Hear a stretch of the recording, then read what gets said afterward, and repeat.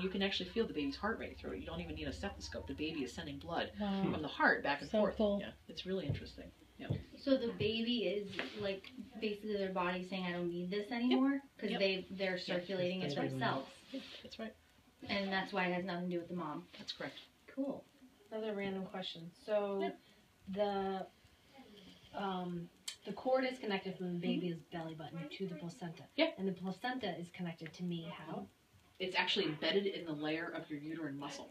Okay. So literally where it comes in that little zygote as it gets fertilized and it kind of comes like a little chicken egg down through the fallopian tube, it finds a happy home somewhere in that lining that you built up during your menstrual cycle. Okay. And it builds up and it forms a spot, so to speak, and it burrows into the uterine lining. So literally pregnancy is considered a parasitic condition. It's like a parasite. You know, it actually literally is a part of your body. And so when you give birth and your uterus deflates, think about like a balloon, that placenta peels off of the face of the uterus, and that becomes a big wound for you. It's actually an open space. That's where the blood is coming from. Now, when you bleed, when you're in your menstrual cycle, it's a lining that builds up and that sheds and you're done. But when you actually are postpartum, you're constantly, 1/6 of your blood volume is going to that uterus at any given time. And so once you have that, which is why postpartum hemorrhage is so common, because you're constantly sending by arterial pressure 1/6 of your blood volume into that uterus at any time. And so when that uterus deflates and it peels that placenta off, now you've got a wound there. And so it's really important to keep your uterus contracted and the baby nursing and, you know, keep yourself low lying for a few days. And so that allows that to heal very easily. Oh, so that's why you bleed after. Yeah. It's not the lining that's built up. It's literally that placental site. So you've got to stave those all off. They've got to heal. So do you do the, like, massage her uterus and show her how to do it? Or do you just do it right after? Yeah. Yeah, absolutely. I remember that happening. It's not very comfortable. That's terrible, and you know that there's really no real clinical reason to do that unless the uterus is not contracting on its own. Yeah. So yeah, it's not the same. You won't see it at the same level. But typically, naturally, it will contract on its own. And the nursing helps with that too, right? It's the second highest time that you'll create. So that a woman will create oxytocin in high quantities, which contract the uterus in her life when she's in labor, when she's breastfeeding, when she's having an orgasm, and this one I don't get, when she's feeding groups of people at a table together, like, you know, yeah, isn't that interesting? Hilarious. TMI. Yeah, it's the nurturing, it's the love hormone. So that's when she produces what? Most oxytocin, which contracts the uterus. So if you contract the uterus, you're contracting those blood vessels, and so you want the uterus to contract. So the first thing you do is put the baby to the breast. Like, we were not designed, like, you know, like defectively. Yeah. Leah was in the room when I delivered my son, and the doctor just laid him on my belly, and he, like, rooted around himself and, like, latched right on. Like, it's totally by design. So cool. Yeah. You can come back and ask more questions. All right. Yeah, okay. I'll be back. Do you have anything else burning? No, that was my biggest concern was the emergent factor. Yeah, you need to push and it really wasn't even so much worried about Leah, because I think a lot of times with the mother, you kind of know. Yeah. I mean, things happen, of course, emergencies happen, but you can calculate where the baby's, how the baby's health is prior to delivery, and where the position is, and all of that stuff. Absolutely. My real concern was really with the baby. What if the baby comes out and there's something wrong with the baby? Most of the time, babies are, you know, they're innately designed for this process. They're designed for oxygen deprivation. They're designed to actually go through this process, because each time you contract, you're actually, like, contracting some of those blood vessels, which healthy babies, if you monitor a healthy baby, if you, like, had a strapped monitor on somebody, you would actually see the contraction rise, and then the heart rate should vary throughout that time period. Do you do that here? We do it. We don't do a strap monitor because I think that's really uncomfortable. We have a Doppler. It does the same thing, and so we listen ourselves, you know, through contractions, beginning, middle, end, to see if the baby's reacting to the contraction well. The worst babies, the ones that you can see kind of ominously coming, is that she's contracting, the baby sounds good, you know, she comes down off the contraction, then all of a sudden the baby dips.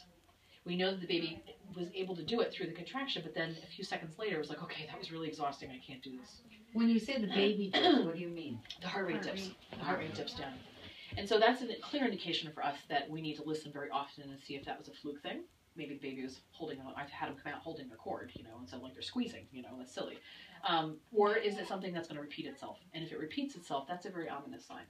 The other thing that'll happen is that as your labor gets going, if your contractions are really hard, the baby's heart rate will dip at the same time. And that's kind of like a middle sign that something's really not right. And, you know, before we even get to that part where that's happening on a regular basis, we need to be heading that direction. And so, you know, we listen very intently during the baby when you first come in. And it doesn't happen instantaneously. There's no such thing as you're here and the baby sounds great and you're laboring along and all of a sudden the baby just poops the bed. It doesn't happen like that. That's not realistic. if the baby is doing well through this hour and that hour, now you're getting 3 minutes apart. Now we're going to start listening every half hour, you know, and as you're starting to push, we're going to be listening every 4 to 5 minutes, because we know that the intensity of contractions can lead to like a baby that doesn't sound very good. But the minute the baby doesn't sound very good, we need to not be here, because we have plenty of time to get to the hospital if that happens. The thought is not wait until the very last minute to do that. It's just to go, well, the going's still good, you know. Yeah. So the baby reacting well to the contractions and the labor and everything is a good indicator that he will do well when things get more intense for her. That's so it's not like he'll be doing great, and then all of a sudden he jumps off the cliff. No, right. No, there's no cliff diving. I mean, I think the media would like to think that that's the case, but it's not really. That's not how it works. Yeah. You know? And actually, I've taken women into the hospital when I start to detect heart rate issues, and they get there and they're like, "Well, we'll just watch it for a little bit," and it's making me nervous, you know, but because they can handle that quick cesarean, they can do it really fast. Mm-hmm. I don't want to be in that position. We don't need to be here doing that. I'd rather be down there when we have better resources. And thankfully, it doesn't happen very often, especially with women who are healthy and well nourished and they take really good care of themselves. And you know, I mean, I think that the women that come here, and the amount of time you spend really lends itself a lot to understanding really what's going into your body, what's going around your body, what's going, you know, to you, what's happening to your body to keep you healthy and low risk. You know, I think it makes a big difference in our outcomes. Mm-hmm. Big difference. So the very like super minimal chance that she had to go to the hospital, do you stay with her when she has the baby? Absolutely. Oh, yeah, okay. Absolutely. Yeah. What are your thoughts on the need for hiring a doula? I think that's completely up to you. I think that a doula has multiple purposes. I think I have many of my friends are doulas. You know, the doula has the purpose of supporting you physically and emotionally in labor. They also can run interference with the staff of wherever you're going to give birth. And I always think if you're in a place where you have to have somebody run interference, you're probably in the wrong place. But that, you know, I mean, I think it's dependent upon the situation, your health, or maybe there's other issues that are happening that make you in that space. Yeah. As far as physical and emotional support, you have to decide between the two of you if you feel like that's something that you can handle on your own or not. In a place like this, you don't need quite that interference, that to run interference, so you can kind of get rid of that. A lot of times you have family or, you know, just your immediate partner that can do that support for you. If you feel like that's not going to be a good case or a good scenario, and I've had a few couples that were like, okay, he's really squeamish, or, you know, he works all night, and, you know, whatever the case may be, I can certainly point you in a good direction, but I don't necessarily think it's all that necessary. Yeah, I'm leaning towards not, but I just thought I would ask that question. Okay. If we were having this baby in the hospital, I think that would be a good idea. I do. Okay. Yeah. Does having the baby in the tub, this is like a basic question, I just don't know. Having them in the tub in that environment, like, does that lessen the risk of having to have a C-section? Or yeah, they actually proven that. Okay. Yeah, they actually proven that. And part of that reason is that the pain relief itself lessens the amount of intervention, you know, things like pharmacology that happens to the mother or the baby. So, you know, less epidurals, less, you know, anesthesia, less Demerol, things like that. And those things in themselves raise the cesarean section rate significantly just by themselves, whether or not, you know, anything else is a factor. Yeah, the Leche League is here tonight. You know, the what? The Leche League, yeah. It's like they help with nursing support and stuff. It's all boobs. Yeah. It's all boobs. Get out all you can. It's actually really helpful if you need help. Yeah. And so just having the pain relief of the water is significant in that it takes down somebody's need for pharmacology, and just that taking down the need for pharmacology reduces the amount of intervention cesarean sections. Is it the Environment. the feeling warm water. of the warm water and the buoyancy? buoyancy. And we're all one. It's both. Yeah. Most women get in, it's like we're bargaining for them just to get out and go to the bathroom. Please, just pee once. You know, like yeah, we're bargaining with them to get out and go to the bathroom because it's such an immense relief to be in that tub that they don't want to get out. Yeah. I mean, you watch videos and you see the women or that show A Baby Story. You watch them get into the tub and they're like, oh, like, yeah. you know, it It's feels so instant great. relief. It's instant relief. Yeah. So I've heard a couple people say to Leah, like, what about the cleanliness of it, delivering a baby in the tub and being amongst all your stuff? Like, you're gonna be amongst this stuff anyway. Yeah. Like, okay, like it's all coming out of the same vagina. Like really, you know, yeah, you're still amongst the same What stuff. about Fine. the possibility of like feces in the tub? Not a problem at We have all. fishnets. It's good. Okay. Yeah. I mean, again, you know, there's the poop happens at birth. Like it happens. You know, like Of course, yeah.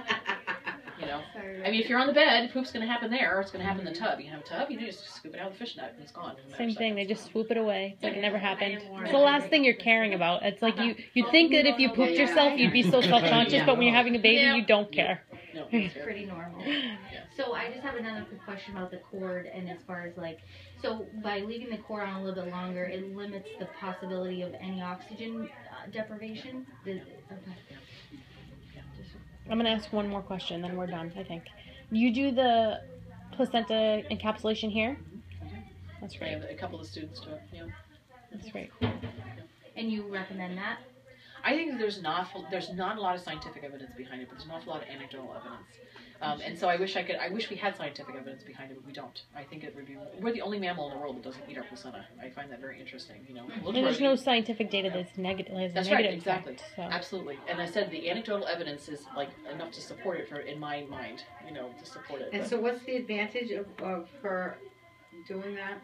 You can't even say I it. can share it with my family. Well, I guess it's a pill they encapsulate it, right? Yep. So you take it like you would take a vitamin pill. That's exactly. It's like nutrient What's the dense. benefit to you? It's extremely nutrient dense. It's loaded with stem cells. It's loaded with hormones. You know, Just to help with nursing, right? It is. It is. And so every other mammal in the world basically eats the placenta for many different reasons. But you know, they've found that mammals who don't eat their placenta when they're supposed to eat it actually don't recover very well. They don't make milk. They quite often have issues with bleeding and things like that. I mean, it's very interesting when you see the animal studies coming out against, you know, for basically consuming the placenta, and that's all we've got at this point is animals. And you do that here? You make that here? So Leah makes it. Leah makes the placenta. You freeze Yeah, dry I mean, liver too. they You freeze could like dry it. hand fry it and Yeah. eat it that way, or you can put it in capsules, or you could like. They make dry it and shakes powder out it, of and you know it becomes it's tasteless, and odorless, and colorless. You don't and even it's think just, about it. These little capsules, yeah. Yeah. Okay. I've had a few people eat it raw, and like it makes me feel skeevy, but that's just like my own. It's hardcore. It is. It's But hardcore. like if you look at it in the sense of birth and what humans do, and that's not very different from.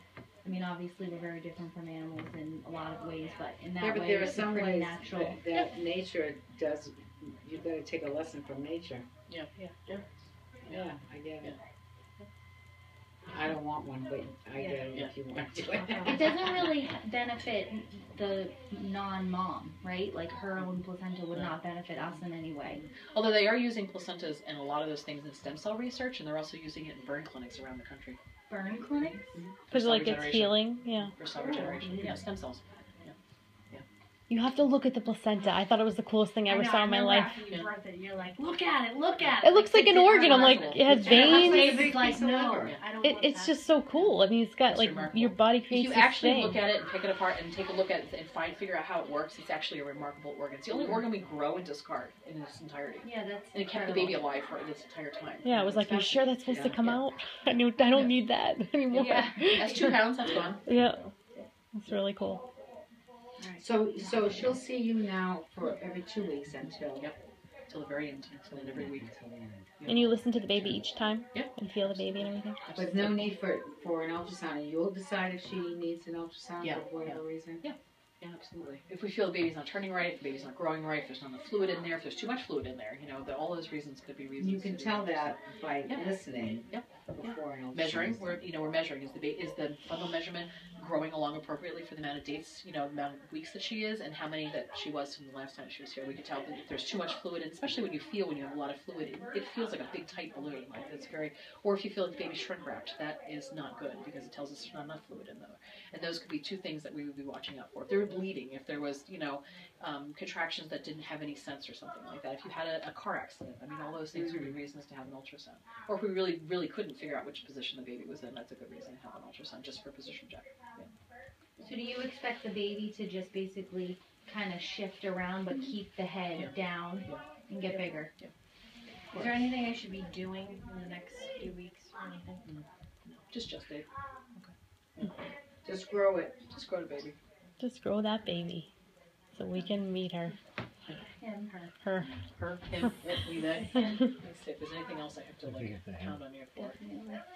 No, I think You we're good. can't. Do you have any idea what the sex Do you is already by know? what you're Nope. doing? No, you don't. You I can't tell. Nope. I'd be a rich woman if I could. I know, right? So how many rooms do you have?